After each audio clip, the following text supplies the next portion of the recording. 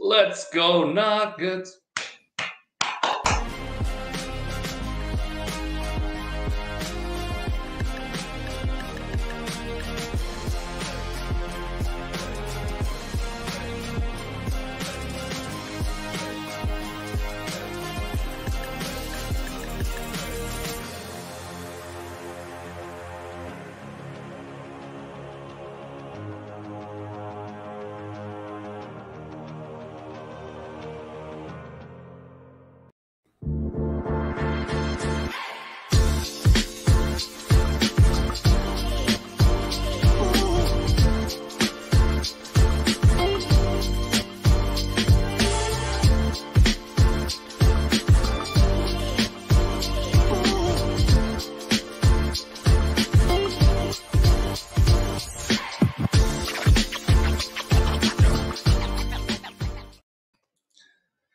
Good evening, Nuggets Nation, and welcome to the newest episode of the Nuggets Srbija podcast. Tonight with me is, as always, my uncle from another mother, Miroslavčuk from Pančevo. Hello, Miroslav. Good evening, good day to you. And I'm Mislavčuk from currently on Ugljan Island in Croatia. So today we have a special guest, although I think we always have special guests, but today's guest is extra special. So Mike Singer is here with us, and if you are watching us from Germany, sorry, unfortunately it's not the German pop star Mike Singer. He's the Nuggets beat writer from Denver Post, Mike Singer. Welcome, Mike. Thank you guys so much for having me. No, I'm not the German pop star Mike Singer, but I am thrilled to be here. I think this project that you guys do is so cool. I love it, and I'm thrilled to get into it. Let's do it. Great. Appreciate the kind words. So first, can you tell us about yourself? How did you become an NBA reporter? Well, I went to college for journalism, and I always loved sports. And I'm from Cleveland, Ohio, so I grew up watching the LeBron teams.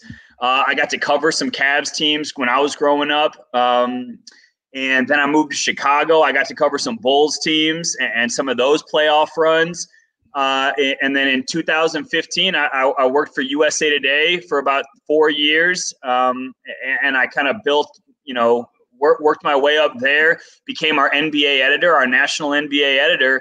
And then the Denver Post had an opening for a beat writing job covering the Nuggets. I obviously knew about Nikola. I knew the team was on the ascent and they were exciting. Denver's a great place to be. So I moved from Chicago to Denver 3 seasons ago. This is my 3rd year on the beat. I was actually just thinking about this. I've had 1.5 seasons of normal NBA coverage and 1.5 seasons of coronavirus coverage. I think that's a good ratio. So it's been a wild 3 years. I will say that the first season that I got here was the first year that Nikola Jokic made the playoffs. So I think that there's a linear connection there. And, and now we're here, about 2 weeks, 3 weeks away from the playoffs this season. Crazy season. So, yeah, that's kind of the story. You used to cover the Chicago Bulls, and Chicago Bulls are kind of close to hearts in Serbia because of the large Serbian population in Chicago, also Croatian population in Chicago. Can you compare the two fan bases and the franchises as well between Denver and Chicago? Yeah, I mean, you're definitely right. Like when the Nuggets go to Chicago, there are more Serbian fans than I've ever seen in any other city. I think it's Chicago. I actually think we were in Cleveland 2 seasons ago, and there was Serbian Heritage Night that they paired with the Nuggets coming there as well. So that was really fun. I don't know if you guys remember the video of Nikola singing and dancing with some of the fans, with like hundreds of Serbian fans and a lot of flags there. So that was awesome. I kind of just think it's the story of, how international the NBA has become. And Nikola Jokic, a 41st pick overall, and everyone has followed his story. He's become an MVP front runner, one of the best players in the league, and people take a lot of pride in that. So I have definitely, from your guys' tweets, from a lot of Serbian fans who follow me on Twitter, like there is definitely a lot of energy and passion. That part is very noticeable. You know, and in Chicago, there was a lot of energy too, but I wasn't there, you know, covering it from a Bulls perspective. Obviously, when Nikola got there, I've only been paying close attention with the Nuggets, with this run with Nikola. So I can only speak to you guys, really, and it is a very fervent and strong and passionate fan base. Can you tell us, is Karnisovas trying to build Nuggets 2.0 or Chicago Nuggets there? Yeah. So at the trade deadline, when AK traded for Nikola Vucevic, I sent Arturas Karnisovas a text message, and I said, "What? You think you can only win with a center named Nikola?" And and he loved that. And I also texted him, and I said, "Arturas, it's a little funny that both you and Tim Connolly, the Nuggets president, decided to trade with Orlando." And AK texted me back. He's like, "What can I say? We both like similar style players." And to me, they're obviously on the same wavelength. They're kind of looking for obviously a facilitator from down low. That's what Vooch is and was for the Orlando Magic, will be for the Chicago Bulls moving forward for a few more seasons. And yeah, the parallels, like, you can't ignore them. Arturas loved Nikola. He loved the unselfishness, loved the way he played. Like, they still maintain a friendship. So, you know, I'm not surprised at all that he went out and got, you know, an all-star caliber center to pair with Zach LaVine. Yes, I would call them the Nuggets of the East. And how much confidence do you have in Chicago moving forward with those two? Do you think they can make a big push next season? Yeah, I mean, I haven't looked at the East standings for a few days, but I believe the Bulls are in the thick of it for the play-in series. So I think Zach LaVine has obviously made the leap. He's an all-star this year. He's one of the best scorers in the entire NBA. And you pair him with kind of another guy, you know, just kind of, you have your backcourt set. Now you have your front court set, your two anchors. I think that there's a lot to work with there. They need to figure out what's going on with Lowry Markkanen and figure out Kobe White, what they have with them. But Arturas is building. And, you know, I don't think anybody should be surprised that in the first season under Arturas, he is kind of reestablishing the culture there and making it a winning culture. They are prioritizing winning and prioritizing making the playoffs. And, you know, some people with the Bulls were like, I don't know if Vooch is necessarily like a great play for the future, just given that I think he's 29 or 30 years old. But to me, that's an indication that Arturas just wants to win and set the precedent that we expect to win in Chicago. So I think that's what he's doing there. There is a conspiracy theory that Karnisovas will try to pry away Nikola Jokic when he is a free agent, you know, because he has connections with Karnisovas, he has connections with Chicago. Oh, yeah, we have even the meme about conspiracy theories. And, of course, a large Serbian base. Do you see anything in that? I would be stunned if that happened. I think Arturas is completely a professional. I wouldn't expect anything shady to be going on. And from all indications, Nikola has said that he, you know, enjoys being in Denver, and he talks about Tim Duncan. He talks about Dirk Nowitzki. He talks about the guys that have made their legacy with one team. And just the way that Nikola is built and kind of his demeanor, I don't expect him to go looking around. Like, the Nuggets made the Aaron Gordon trade this year in an effort to appease Nikola Jokic and say, we are doing everything we can during your MVP season to make life easier for you. We are going to go all in and maximize this window. And there's no way that Nikola doesn't appreciate it. I mean, Aaron Gordon is going to make everybody's life easier defensively. Can probably now be the third or fourth option offensively, given all the injuries. But, like, the Nuggets are trying. They are trying to do everything they can to maximize Jokic. And, you know, frankly, the Nuggets are very – they don't want to take for granted what Nikola Jokic is doing. And by that I mean he is such an easy superstar. He is such an easy person to work with and who works hard and doesn't, like, you know, ruffle any feathers and he's just a very good leader, as we've seen this year. And So they almost don't want to take for granted how special this time is. That's how the Nuggets view this. They recognize everything that Nikola has done for them has lifted them up, and they're kind of just doing everything they can to appease him. So I'm not going to buy into your conspiracy theory right now, and we'll leave it at that. I'm pretty confident that Nikola enjoys being in Denver. I expect him to be here for a long time. It's not mine. It was spinning around my inner circles. I just wanted to... Okay.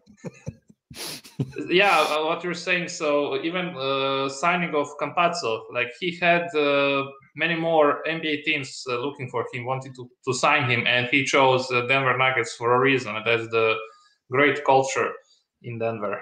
So and in hindsight, how great of a signing was Campazzo to be your third point guard, and now he's just lifting your team for the final stretch of the seasons without Monte and Jamal. Right. This was one of the reasons why they went out and got Campazzo. They loved his energy, his playmaking, how hard he plays. There is a thorough line through every guy that the Nuggets get. They are overlooked. They are underappreciated. Not every guy, but a lot of guys. They really pride themselves on finding guys who have chips on their shoulder. I think that Facundo Campazzo is the oldest undrafted rookie in NBA history. I believe that that's the case. He is now a 30-year-old rookie in the NBA, and basically the Nuggets loved that he was building his entire career at Real Madrid, trying to get an opportunity to play in the NBA. He played well in the Olympics, played well in the World Cup. And the Nuggets saw him as a guy, an elite playmaker who has a really high basketball IQ, who they can pair with Nikola Jokic. And that was part of the reason Tim Connolly and the Nuggets front office went out and got Facundo Campazzo. And on Campazzo's part, he wanted a winning environment. He knew that he was going to have to scrap for minutes and scrap for playing time in Denver because they had such a loaded team, specifically in the backcourt. But with these injuries, we have seen how valuable he was. I'll be honest. I was skeptical when Campazzo, throughout his first month of the season, like Malone didn't necessarily know how to use him. He was putting him in the corner, playing him off ball.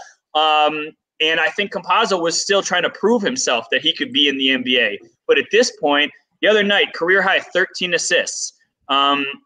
He's constantly a defensive pest against every all-star guard that he goes up against. And I'm not saying he stops them by any means. I don't think anybody stops the Stephs or the Jaws or Damian Lillard, but he irritates them. And sometimes that's the best you can hope for, is just to irritate them and frustrate these guys, especially when you don't have very many point guard options to begin with. So yes, in hindsight, hell of a signing, and it just keeps looking better day by day. Yeah, you never see players like, let's say, Gary Harris or somebody else that Steph Curry gets irritated by him, that he needs to put him down with some words or something. But almost every game opposing point guard needs to get into verbal fight with Campazzo, and that just shows his value. Yeah. The funny thing about Gary is that Gary was a fantastic defender, no doubt about that, but he was not a very good ball handler. He did not have a good handle on his dribble. He wasn't a good initiator. He couldn't facilitate. He couldn't play a Will Barton role and bring the ball up and create. And so, again, you wanted to pair guys in the backcourt alongside Jamal that could bring the ball up and create and facilitate. And that's Campazzo. That is a PJ Dozier. That's Will Barton, Monte Morris. That's what the Nuggets were looking for. They wanted to try to alleviate pressure on Jamal because he already had so much pressure on him when he's coming around screens and hunting for shots. So they actively tried to get Jamal off the ball. And, before Jamal got hurt, they were pairing Campazzo with Jamal, and it was working. Basically, you try to relieve the pressure on Jamal and just give it to somebody who can make plays for others. And Campazzo's not a score-first point guard like Jamal. Jamal, I always thought, was more of a shooting guard anyways, if we're just calling him a hybrid guard. But yes, I think Campazzo was fantastic. And I think, his energy and the fact that he is such a fighter has really had an infectious impact on the rest of the team when they've just been going through so many ups and downs this season, and a season unlike no other. Yeah, and he's not hitting that rookie wall because he is 30 years old. But I think Pablo Prigioni was like 35-year-old rookie, but I'm not sure was he drafted or just signed as a free agent.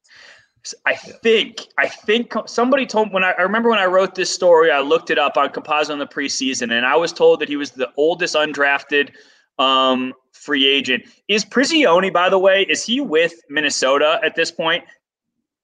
Do you know where he is? Question. Playing or he? No, not playing. I think he's on it. There was another Argentinian connection that I can't remember who it was, but that was one of the teams associated with Campazzo in the offseason. I forget who it was. It was Minnesota, but I don't remember who's on their coaching staff. But somebody, that was one of the connections, like, do we need to worry about Minnesota? Part of the reason Campazzo wanted to come to Denver was because Denver is a winning organization, a team that's on the ascent, and Campazzo wants to win. And that was absolutely one of the factors in him coming here. Yeah. When you come from Real Madrid, like you got used to winning titles, and then if you come to NBA just to be like a second or third point guard on a losing team, it doesn't make sense, especially when Campazzo is basically like breaking even with his salary because he had to pay some money to Real Madrid to let him go. That's an underreported aspect of the Campazzo story is how little money he is making this year just to make his NBA dream happen. There was definitely some buyout obstacles that they needed to overcome for him to get here, and I don't think he was getting paid a lot of money last season with Real Madrid in order to facilitate his buyout to come here. This is very much just like a blue collar story of a guy who is just dying to play in the NBA, and that's why he's like he has nothing to lose. He fought for so long to get here, and now he's here, and he's going to basically leave a floor burn on every single court that he plays on. One thing I've read from several different former NBA players from Europe, the biggest cultural shock in the NBA when the player comes from across the pond is the thing that there is like 10 teams every season with no goals at all, or with no goals for the second half of the season anyway. And they're just used to getting loss after loss, which is something that's completely unacceptable in Europe because you get relegated. If you're too bad, you're going to the Segunda, you're going to the second league, and you're not staying at the elite. And that's a really big cultural shock. And also one thing that really hurts, psyche of these players, because they're used to be winners, because they used to be the best players of Europe, and now they come to, I don't know, sorry for this, to Cleveland and just play for a 20 wins team. That's super interesting. I hadn't heard that. But yeah, the idea of quote unquote tanking or trying to get a higher draft pick probably doesn't land well with competitive guys who are coming over from Europe. So that's very interesting. Again, one of the reasons Campazzo didn't want to go to Minnesota, didn't want to go to a different team that was lottery bound, even if he would have been destined for a bigger role. Like that he knew he was going to have to fight for a role with the Nuggets, whereas there were other teams who he had a role carved out already.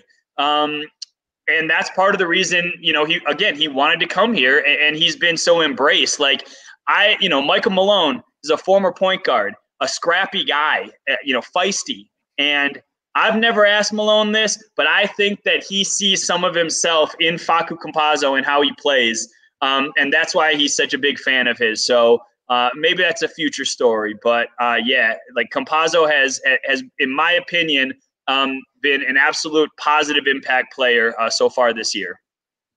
I remember when we were complaining, why do we have 4-point guards on the team? And even Monte Morris was about to end his contract, and we were all thinking he will get traded for sure. We cannot guarantee him the starting position. We cannot guarantee him enough money that he could attract on the open market. And here we are. Oh. I can just tell you, The Nuggets love Monte. They had no intentions of ever losing him.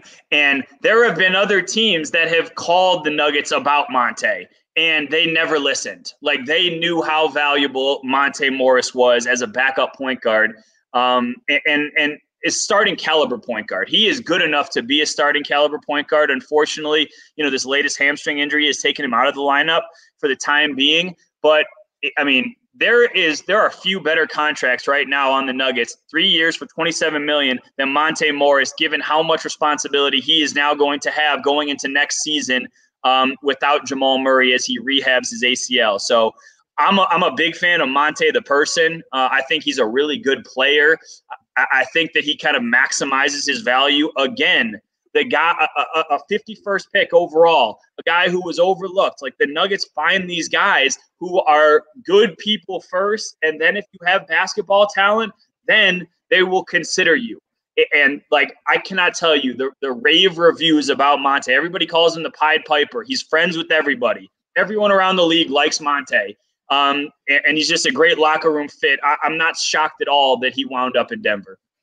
A couple of months ago, we had the former Boston Celtic Dino Radja, the Hall of Famer Dino Radja, on our show, and we asked him about the drafting habits of NBA teams, and he was all about why are all these teams trying to bet on projects on 18-year-olds when you literally have 22-year-old guys with significant experience playing and high skill playing, like Monte Morris. Monte Morris was no accident. He was the best turnover to assist ratio guy in the history of the NCAA. So what are we talking about at 51? That's a steal. That's really a guy that should be drafted earlier. I'll tell you that the Nuggets, especially under Tim Connolly, have this philosophy of why not focus on things that a potential player can do rather than what he can't do. Because if their focus was what a player can't do, Nikola Jokic is not going to Denver. Like, if we focused on his athletic limitations, his size, that he can't run very fast. If we focus on those things, then he's not going to be an NBA fit. But it's not that they ignore those things, but it's that they emphasize the positives. What can Monte do? He can run his team. He competes. He doesn't turn the ball over. He puts guys in good positions. A good teammate, is beloved by, where he was at Iowa State. So they focus. They're not scared away by limitations. If you look at Campazzo, if they were scared of limitations, they wouldn't have brought on a 5'10" guy who plays hard as all hell. So I just love, they're like the island of miscast toys. They got Nikola Jokic, they got Facu, they got all these like bizarre dynamic players. Who knows what position Aaron Gordon plays? Is he a 3 or a 4? He can guard the 2, 3, and 4. Will Barton's a 2 or a 3. MPJ is a 3 or a 4. Dozier, he's played the 1 through the 4 this year. Like, they just love all these like plug and play pieces, and that's absolutely part of their philosophy. X-Men. Nuggets are like X-Men. Yeah, I like that. I'll call them the X-Men. I also call them the United Nations team. Oh, yeah. Serbia, Argentina. That's another thing to Canada. connect the current Nuggets to San Antonio Spurs, the 5 championships San Antonio Spurs, who had so many international players. That's a good point. And Michael Malone's close with Greg Popovich. Greg Popovich helped Malone get the job in Cleveland when he was an assistant during the LeBron years, during the first round of LeBron years. There is no doubt that the team building, the culture, the humor, the intensity, all of those things I see as comparisons to what they are doing in San Antonio. And obviously, if you can build around Joker the way you can build around Tim Duncan and win championships, like, man, people say that the San Antonio Spurs are the best franchise in all of sports. If the Nuggets can get anywhere close to that, it is a very promising future. When you mentioned the United Nations, I remember when we had a French guy, and we were there were rumors that we were interested about the Evan Fournier. Do you know anything about that? Yeah. I think that he was basically a part of consideration because the Nuggets were talking to Orlando. I don't think he was ever like the central focus of any trade talks, but I did hear his name in the lead up to trade talks and the lead up to the trade deadline. But to me, the guy who they always were interested in was Aaron Gordon because of the defensive prowess. That's why they got Aaron Gordon. Evan Fournier is a good shooter. I think he was averaging 17, 18 a game this year, efficient from three. But that wasn't necessarily what they needed. Like the Nuggets offense was top 3 before they made the trade for Aaron Gordon. They needed to improve on the defensive end. So if that was going to be like a secondary component, like maybe, again, I had heard that there might have been interest from the Nuggets, but their guy was Aaron Gordon. They knew they were thin on the wing and vulnerable. That's why they went and got him. That's why they traded RJ, Gary, and a future first. They hope that they can build with this guy. They have 2 cracks at it. Who knows if they're going to be able to keep him? But I mean, even in talking to Aaron Gordon last game, like he was like, I love this brand of basketball. I love how unselfish everybody is. Like, I love that everyone's playing, quote, the right way. And he's not going into a free agent year this year. But if he was, I would take those comments very seriously in terms of his basketball trajectory and coming from a place that wasn't conducive to getting the best version of yourself to the Nuggets, which is obviously it's kind of a mutual bet. Everyone thinks that they can get the best version of him with that trade. So the Nuggets finally got their guy. I can't remember when was the last time that happened. Like always we have to settle with a lower target, but finally we got the top target. So. Right. And,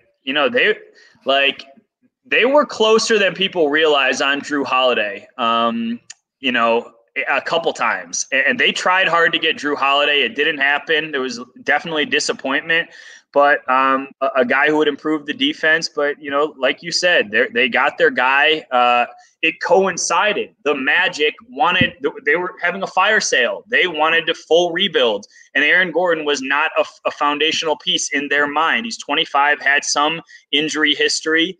Had not necessarily elevated the Magic like they had hoped when they took him with the 4th overall pick. So it was time for a change. He needed to be motivated. And the Nuggets did their research. They did a lot of research on him, talked to former teammates, former coaches to kind of get a sense of who he was as a player, as a person, and found out that he was eager for change. And that's what made the Nuggets more comfortable about doing this trade. Amazing intel, amazing, because it shows that Nuggets know what they're doing, what they are doing. It's not just random. Okay, this guy could fit. Let's try him out. I like that they are doing the psychological evaluation before committing to a trade or something. You also reported they did a hell of a intel on Aaron Gordon before signing him. Like they did so much research on him. They did do a lot of research on him. The Nuggets are not going. They were never going to invest that amount of capital in a draft pick. RJ, who they were very high on, and Gary Harris, they weren't going to invest that much for regardless of any trade. But when you give up that much, the guy who you bring in, who you expect can elevate you to championship level contention, better be the right personality. He better not mess up a locker room. Imagine if this had gone sour. Like he's grumbling about role. He's grumbling about playing time. Like he's not comfortable that Nikola, Jamal, and Michael are the top 3 guys, and he doesn't like that he's only going to average 8 or 9 shots a game 2 years away from free agency. Like that could have gone sour. But now Nuggets are 13-3 since the Aaron Gordon trade. That's the best record in the NBA. I tweeted this out. One of 4 teams to have a top 10 offense and top 10 defense since the Aaron Gordon trade, which obviously includes the Jamal Murray injury as well. It's the Nuggets, the Clippers, the Bucks, and then evidently the other championship contender, the New York Knicks. So it's been a pretty interesting month, to say the least, for Aaron Gordon's arrival in Denver. How do you feel about the Knicks? Are they just like sweethearts of this season? Do you expect them to keep up, or maybe is this just some crazy aberration of their path? I don't think it's an aberration. I think Julius Randle is really, really, really good. And I think Tibbs should get serious consideration for Coach of the Year. Serious. To me, it's Tibbs, Monty Williams, or Quinn Snyder.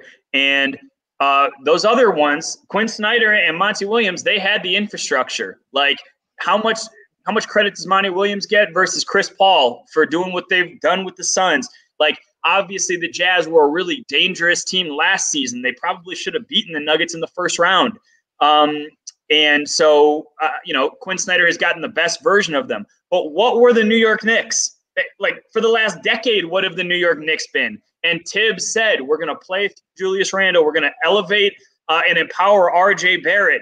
We're going to resurrect D Rose and bring back the Bulls days. Like, Tibbs is a grinding coach. He is a no nonsense basketball lifer, and he has somehow molded something like working in New York. I could not be more impressed with what he's done with them. He's got them to buy in defensively. They have an identity. To me, if I had to vote today, I'd probably go Tibbs. But, we got about 11 more games to go to kind of see how all the awards shake out. Yeah. I love how Tibbs always brings D Rose and Taj Gibson with him wherever he goes. No, can I just say, Taj Gibson, one of my favorite players in the entire NBA. And I'm not talking about players. I'm talking about people. He was one of the first people who I ever had just a rapport with, a good engagement with. Like, I used to go to the Bulls locker room and I would just chat up Taj Gibson. And we would have really just honest, good conversations. And I was like, I always just appreciated Taj for doing that. And now when I see him on the road, I'll say what's up to him. When he used to be in Minnesota, he would come say what's up to me on the media bench.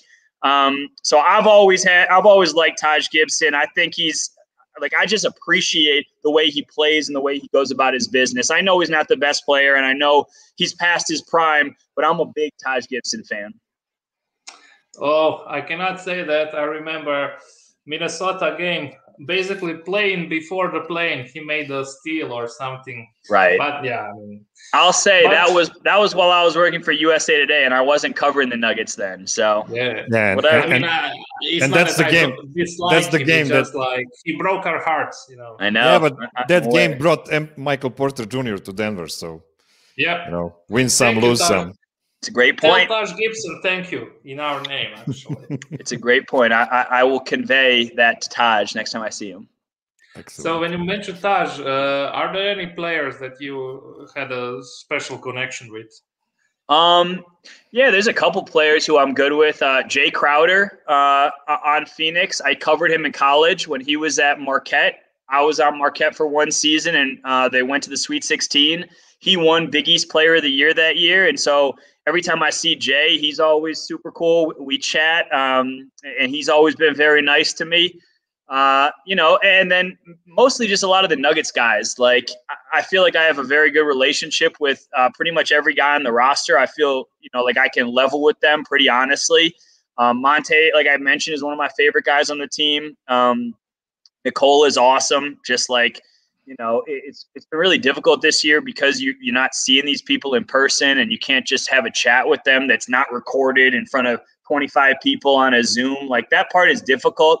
But, once we get back to regular in-person access and I can go to the locker room, I feel totally comfortable going up to Nicola and talking about horses. Not that I know anything about horses, but just leveling with him. Will Barton is an awesome dude. Gary was great. He and I talked a lot about football and college football. Paul Millsap, he and I have a pretty funny relationship just because I like to irritate him. I like to go up to him and ask him to do interviews, even when I don't necessarily need to talk to him, just because I know he hates doing them.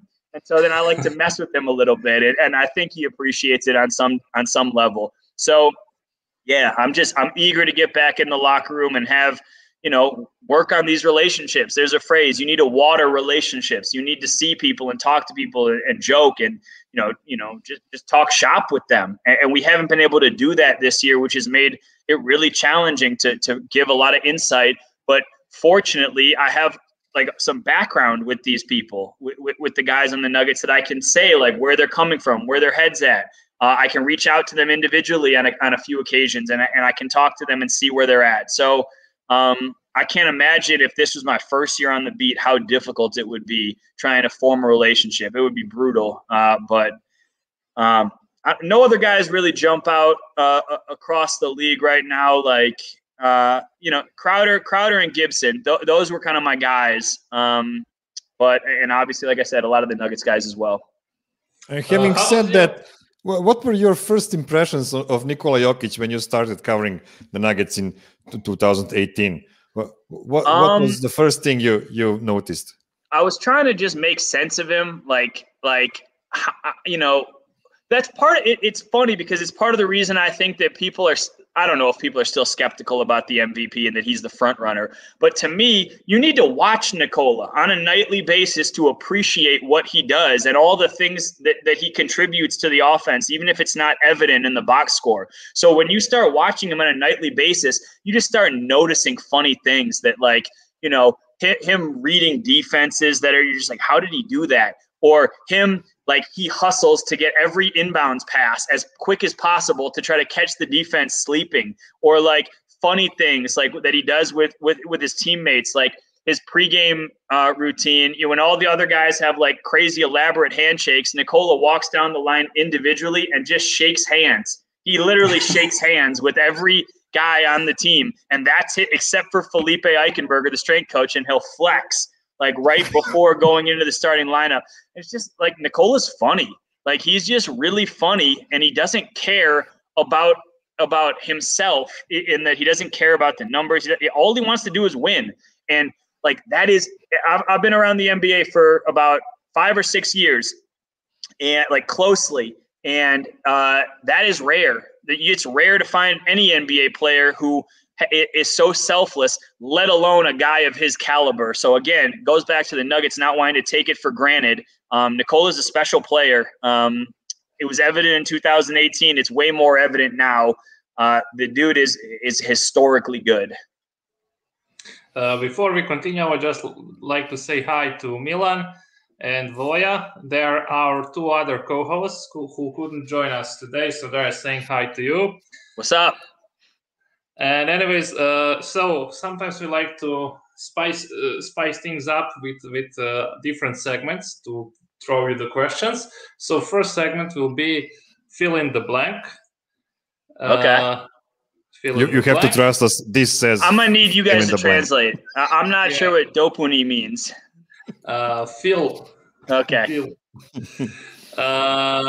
Then, so first question is, the funniest moment from the Nuggets press conference was ? Let's see.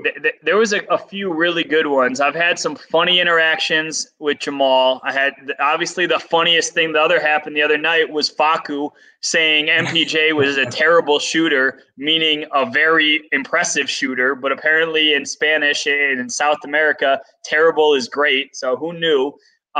I really liked it when I was asking MPJ about his defense, and I was kind of getting into, like, where is this kind of surge coming from and this level of engagement coming from? And Porter came back at me. He was like, I was just tired of people like y'all saying I don't play defense. And I thought that was a hilarious answer. I loved that he like broke the fourth wall and he like pointed me out. It was funny.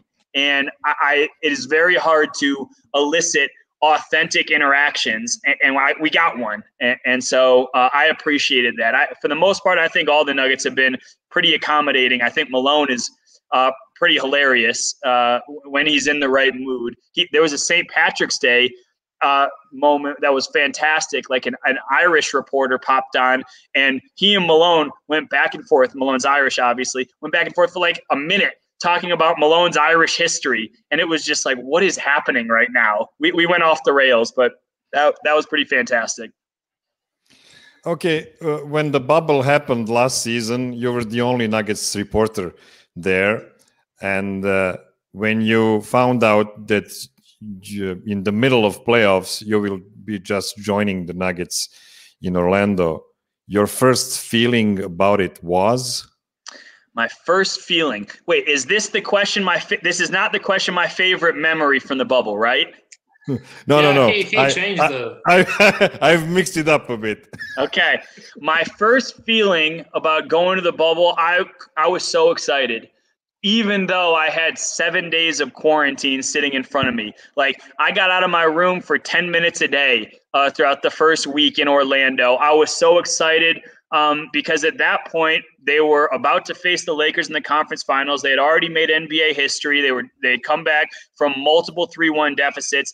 And I just thought that this is a storybook run for the Denver Nuggets, and to be there, to be a part of it. And again, to see the people that I had covered closely on a daily basis and not be able to interact with them on a personal level, to have that opportunity, I was overjoyed. I was thrilled at the Denver Post. They found a way to send me. I was thrilled at the NBA for approving me. I was fighting hard behind the scenes to try to get approval and permission to go by the league from my outlet. And I was very appreciative. That was maybe the first thing that came to mind was, okay, sweet. Let's see what the Nuggets can do. Unfortunately, I was only out of quarantine for 5 days before the Nuggets lost, but it was a hell of a 5 days. And now, what was your favorite moment in the bubble? So 2 came to mind. First of all, when I was talking about being in quarantine and not being able to leave my room, I left for 10 minutes every single day for a week. The first player that I saw, I'm walking to like the place to get tested. It was just like a generic hotel room to get tested. And I see this like 7-foot giant, like taking like 3 steps for every one of my steps. And I'm like, who is coming towards me? Like, I can't see that far. I get out of my test and I'm walking back. I have like 100-yard lead on this guy within like 10 seconds. He's standing next to me. And I look up and it was none other than JaVale McGee was the first player that I saw in the bubble. And it was just me and JaVale on a sidewalk. And I said, what's up, JaVale? Like, I was like, you're going to laugh. Like, I'm here covering the Nuggets for the Denver Post. This was in the midst of the Western Conference Finals. And I think he just like grunted at me and was like, cool. And and then he just kept it moving. So I was like, okay, that's my bubble initiation. And then I think the best part was getting out of quarantine. The Nuggets had practice that day. They had just won Game 3, so they were down 2-1 at that point. Oh, no. Game 3 was AD. No, is that how it went? AD hit the 2, then they win Game 3. That's what it was. And they win Game 3. I had just gotten out. Everyone's in a good mood. And so I get to go to Nuggets practice, and it's the first time I've seen these people in 60, 70-plus days. And I'm not going to say they were excited to see me, but they didn't hate to see me. Like Malone was like, oh, it's nice of you to show up. And as if it was my choice. And I saw Jamal, said what's up to Jamal. I saw Nikola walking down a hallway and I, jogged up to him. I was like, Nikola, like, good to see you. And he was like, oh, brother, what's up? And so, it was just kind of, again, those authentic personal interactions that you can't get over Zoom. That was my favorite part, just being able to see the guys and just like level with guys and just have honest conversations. Like that part was awesome. Okay, let's just jump really shortly in the pre-bubble period. Can you tell us, before the coronavirus hit, who was the loudest guy in the Nuggets locker room? The loudest guy. Maybe I'll say before the trade, it was either Will or Malik Beasley. Beasley was pretty loud. He and Will were always putting on music. They always controlled the music in the locker room. And I think one time they put on like Jill Scott and were like jamming to Jill Scott. That was pretty hilarious. So they don't have a ton of loud guys, but Malik was relatively loud. I'll go with him. Okay, so to continue, we will go to the next segment, which is called Mirostats, where our Miroslav will share some fun stats he was playing with.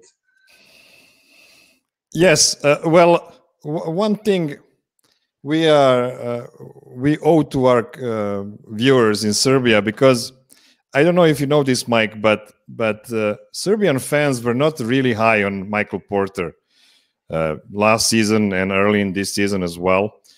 And that's also the cultural thing, because we are used to guys getting good much younger in Europe than in the NBA. Speaking about it. So in the NBA at the age 22, 23, you're still very young. You're still really developing. And this is not something we're very used to in Europe. Usually by the age 22, you're already finished product. So I will just give everybody a little breakdown of Michael Porter's stats before and after the All-Star break. So before the All-Star break, his offensive rating was a bit lower than 118, which is actually awesome. But his post-All-Star offensive rating is crazy. It's 120, 123. Defensive rating stayed pretty much the same at 112, but you can see that his net rating is almost double comparing to before the All-Star. Also, he slightly increased his assist percentage, meaning that now 5% of all possessions end up in his assist, which is pretty cool. Mm-hmm. And also his assist to turnover ratio increased to 1.07. His true shooting is through the roof. Do you know a modern player that shot 68.8% true shooting that's not called Steph Curry in 2015 or something like that? Right. I don't think so. I mean, what he's doing is, I believe, like for a second-year player or a 22-year-old player to shoot, I think he's shooting over 45%, around 45% from three at his volume. I think it's unprecedented. Everybody wanted him to make the leap. And, you know, even before this season, I was talking to various people with the Nuggets, and they were kind of saying, if we determine that Michael Porter has the ceiling that we all think he has, and he proves it, then this season will be a success. Like, if we go back to a year ago, what did we know about Porter? It was all potential. Now it's been realized. Like, the post-All-Star numbers are a testament to a higher role, obviously more usage, more confidence, obviously the injuries, but he's coming into his own. If you remember in the pre-All-Star, he had the health and safety protocol, so he missed a significant chunk of time that hurt his rhythm, that hurt his chemistry, his budding chemistry with Nikola. And again, there were so many injuries that they were dealing with as well. Will was trying to get back. Jamichael and Paul were both injured. So there was just a lot of moving parts. This post-All-Star version of him, he has kind of emerged as clearly their number two guy in the wake of Jamal's injury.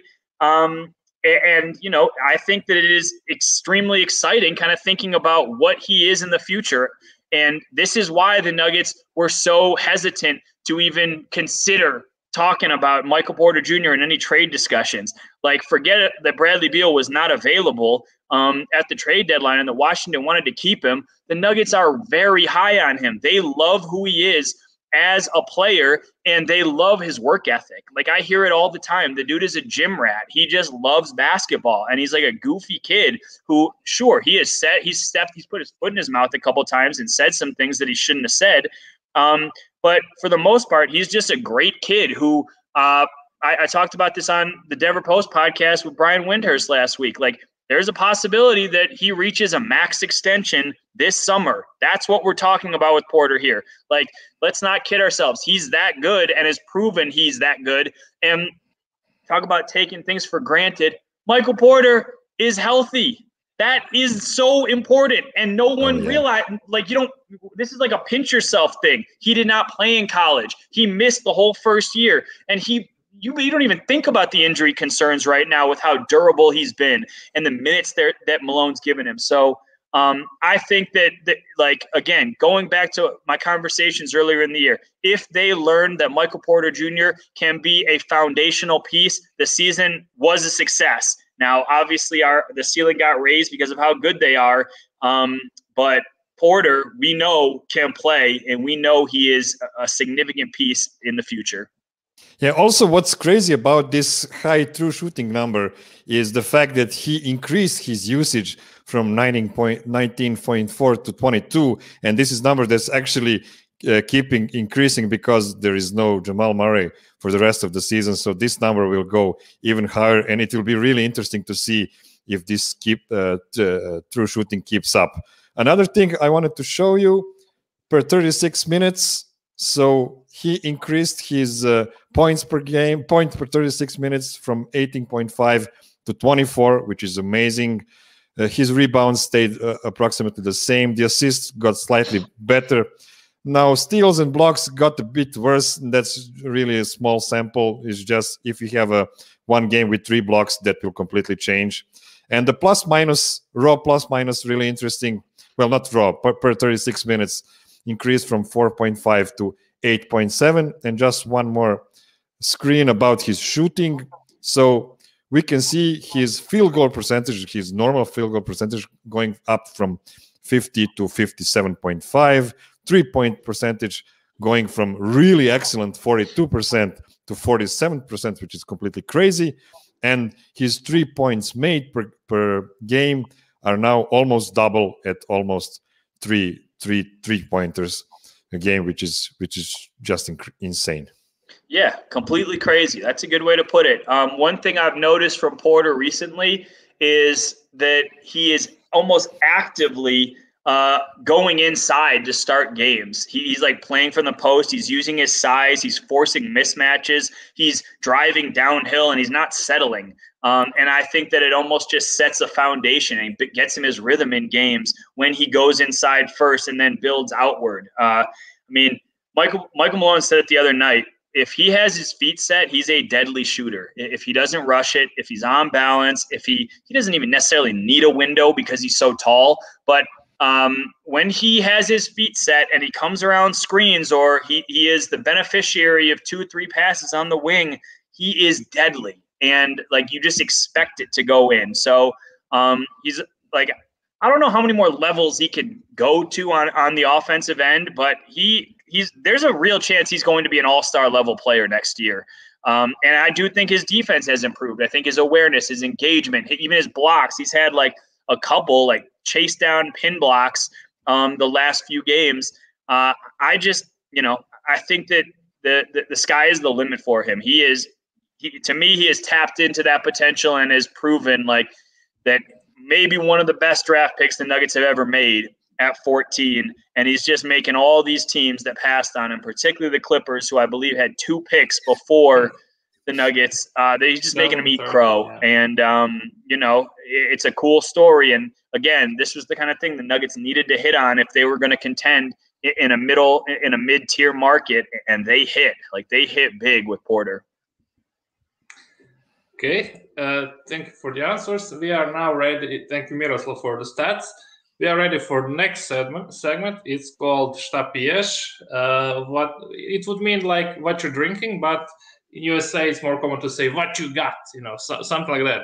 So I would give you the question with a few options, and then you would pick one of the options or give your own option. Yeah, it's early. It's early in Denver. It's early. It's just noon. So first question: why is Malone not playing McGee? Is it because he's saving him for the playoffs? He wants to do some front court experiments, or he just trusts more to the guys who have a longer Nuggets tenure? It's a lot of things. There's a lot of layers to it. Paul Millsap, been there for 4 years. There's some loyalty there. Jermichael Green, they went out and got him free agency, and he was told there was going to be a certain role for him. JaVale McGee, they trade for him at the deadline. He's a 3-time champion, and Malone needs to make sure that he doesn't undercut his value and undercut his voice in the locker room. So I expect him to play kind of intermittently the last 11 games. I don't think he's going to play every single night. This is the most difficult thing for Michael Malone right now, is figuring out that front court and who's going to play. and nobody's really happy about it. Like, it's not an easy thing. Circumstances change. They needed a guy, a rim protector in JaVale, because he was providing. They thought he would provide more than Isaiah Hartenstein. Obviously, they traded to Cleveland, but there's not an easy playbook to try to keep 3 proud veterans happy when all 3 proud veterans deserve time to play. So I think Malone is definitely aware of the problem. It is a problem because you're not going to just keep guys happy on the bench if JaMychal's playing 8 or 9 minutes a game, if Paul's playing 10 or 15. Like, that's not going to do it. And I tweeted this the other day. Like, if they face the Lakers, you better make sure that JaVale McGee is well aware of your defensive coverages, your offensive plays. Like, over the next few weeks, if it becomes more clear they're going to face the Lakers in the first round, I expect Malone to lean on JaVale more so than probably Paul Millsap, just because of how invaluable JaVale's size can be. And JaVale is being a pretty good sport for not complaining. And he's like the first guy to cheer from the bench, and that's why you need to respect. I agree with that. JaVale is and it's funny because I think JaVale is actually one of the guys who leads the cheers, who leads like before the game, they're like 1, 2, 3 Nuggets. Like, that's JaVale. And he's not even playing a ton. And to me, that's a pretty unique status to hold when you're not a regular guy, but people respect you that much. So Malone needs to be careful not to undermine that respect by continuing to bench him. But like I said, I think he's going to get a couple opportunities in the next few weeks. We need to come up with some kind of safe word for you, because if we ask you something tricky, you can just say it. There is a good bit by Monty Python Flying Circus. When you don't know what to say, you just say splunge. Trust me, that's the safe word. How do you say? Remind me the Serbian phrase. What are we drinking? What's to drink? That's what I'm gonna say. Šta piješ? Šta piješ. That's my safe word. Šta piješ. Okay. Šta piješ. So now let's go back to Aaron Gordon. So why is Aaron Gordon not playing long minutes? Is it because he is on the official minutes restriction because of the previous injuries? Maybe Malone is afraid of jinxing yet another injury, or maybe he doesn't trust Gordon's outside shot. I think that Malone is very careful not to overwork him right now. He definitely, I forget what the number was, but he hadn't played a ton for Orlando before the trade. And so I think they're very weary of overworking him, especially now without Will Barton and without other ball handlers. So I think that you don't want to overwork him, especially because he's probably going to play 36 to 40 minutes in the playoffs, depending on who they play. Like, Aaron Gordon will be used like a ton. He has been struggling with his 3-point shot. I think he started to get it going a little bit last game against Memphis. But, you know, it's kind of interesting because I think when Aaron got to Denver, he was trying to not step on Nikola or Michael Porter or Jamal Murray's toes, right? He was kind of trying to fit in and be, he didn't want to be overly aggressive and come in dunking and showing what he could do. But now they need Aaron Gordon to be more aggressive. Like, the circumstances have changed. He is now probably their third most dangerous offensive player. So they need him to hunt. They need him to look for stuff in the post. I think those minutes are going to increase. I don't think he's on a quote unquote official minutes restriction for the record, but Malone has been very happy with him defensively specifically, and he's talked about needing to get him more involved in the offense, and that means Aaron needing to be more aggressive for himself, being in the post, on the offensive glass, in transition. All of those are areas where I think Aaron can find more pay dirt and more points. But again, this is a work in progress. He's 16 games into this roster which has had a revolving door of players around him. It has not been like a seamless, easy thing for him to figure out. Okay, we've spoke a lot about Jamal's injury, how devastating it is for the Nuggets' current and next season. So we won't spend too much time on that. But Will Barton's injury sounds pretty serious. It doesn't seem like something that will heal in a week or two. it might take him longer. What would you say the Nuggets during this period will miss the most from Will? Is it his vocal leadership, his playmaking, his huge confidence, or you can take something else from the bar? I don't care. You can choose something else. I thought you were going to say, when's he coming back? And I was going to say, stop, Yesh. And I'm just kidding. No, I'm just kidding. So I think they are going to miss Will's playmaking the most. You know, Will is one of the only guys on the team who can beat guys one-on-one, who can play downhill. And the same things that frustrate fans about Will Barton in terms of hunting for his shot are also what make him valuable. When the shot clock's running down, like, just give Will the ball and he has good length and he can get inside. PJ Dozier is kind of like a Will Barton light. I'm not saying he's anywhere near as good as Will, but he has a similar frame and kind of a similar like cadence to how he plays.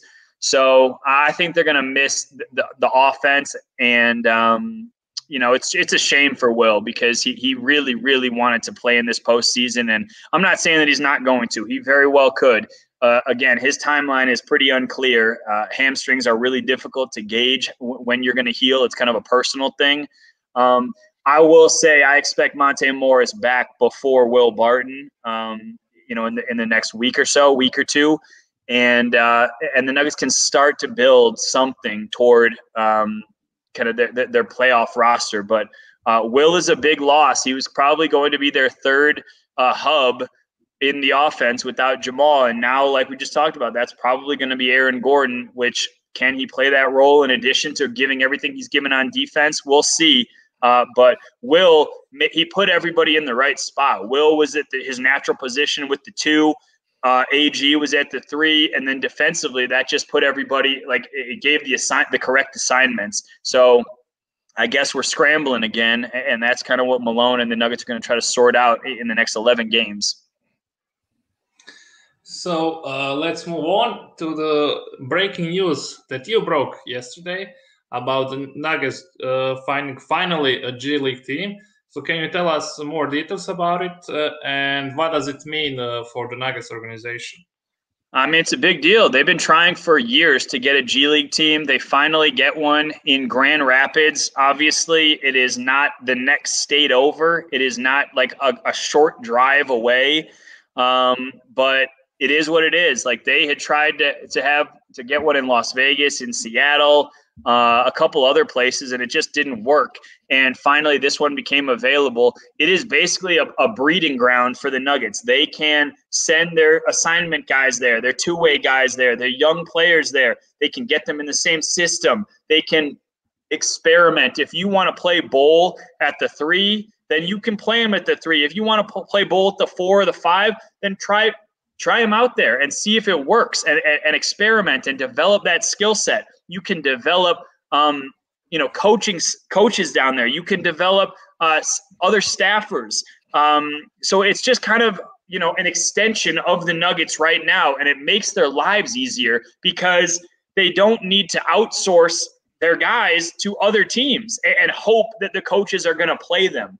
Like Dozier and Bull were with the Windy City, and Vlatko was, I think, with the Erie Bayhawks, and Jared Vanderbilt and Monte were with the Rio Grande Vipers.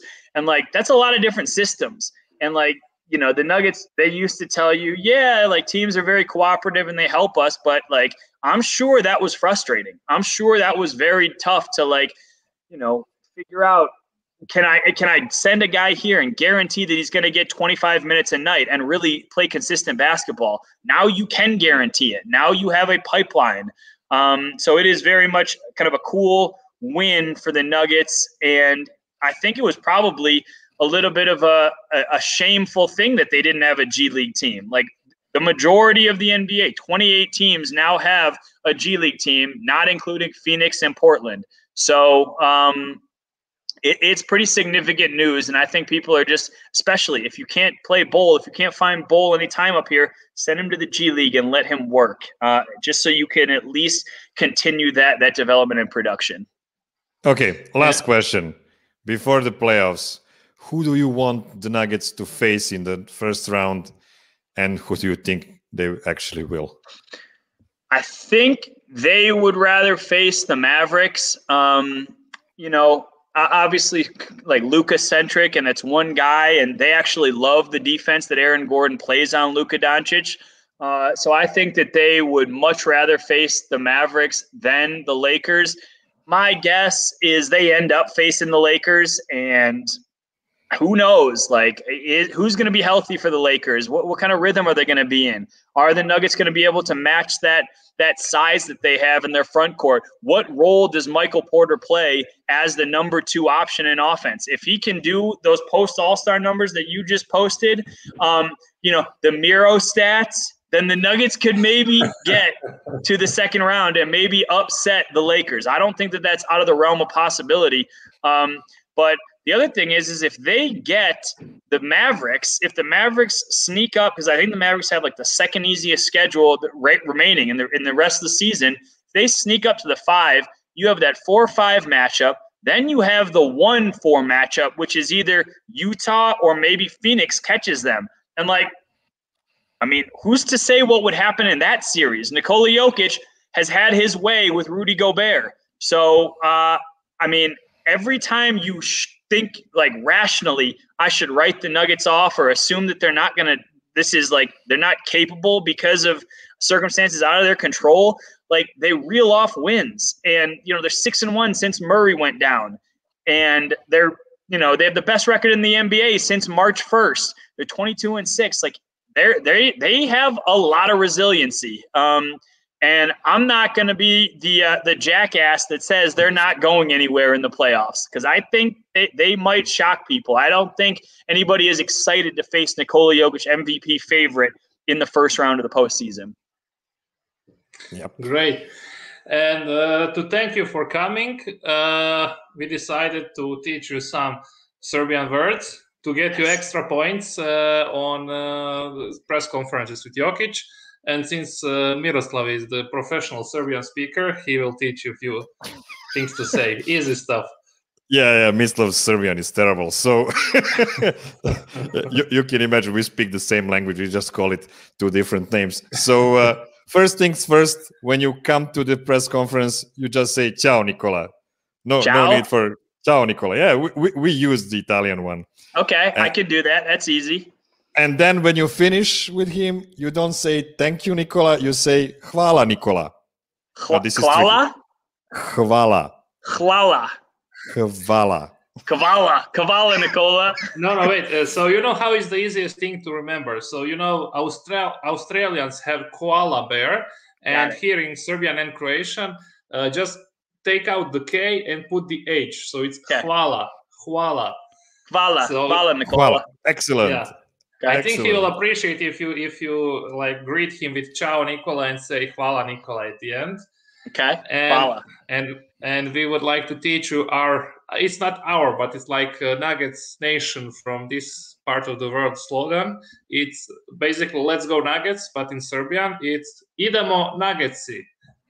Idemo Nuggetsi? Excellent. Idemo Nuggetsi. Excellent. Right. Got it. Idemo Nuggetsi. Yeah. Idemo Nuggetsi. Mike, thank you for coming. It was a pleasure to speak with you. You're basically doing everything. We just needed to drop the ball on you, and that's it. So thank you for coming. It was a pleasure. Of course, it was awesome. Igetse Nuggetsi. I butchered it. Idemo. You know how Idemo you remember. Nuggetsi. I wrote it down how it's easiest to remember. So demo, like demo version of something. Then you just put E in front of demo and E after nuggets. Demo, nuggets, E. Idemo Nuggetsi. I got it. Idemo Nuggetsi. And thank you, please Mike. tell us, how did Nikola react to your Serbian? Will do. Thank you, guys. Thank you. Thank you. Idemo Nuggetsi. Nuggets Srbija, YouTube, Facebook, Twitter, zvonce, stisnite, like, share, komentar, MySpace, na blogu, u novinama smo sutra, gledajte nas. To je to.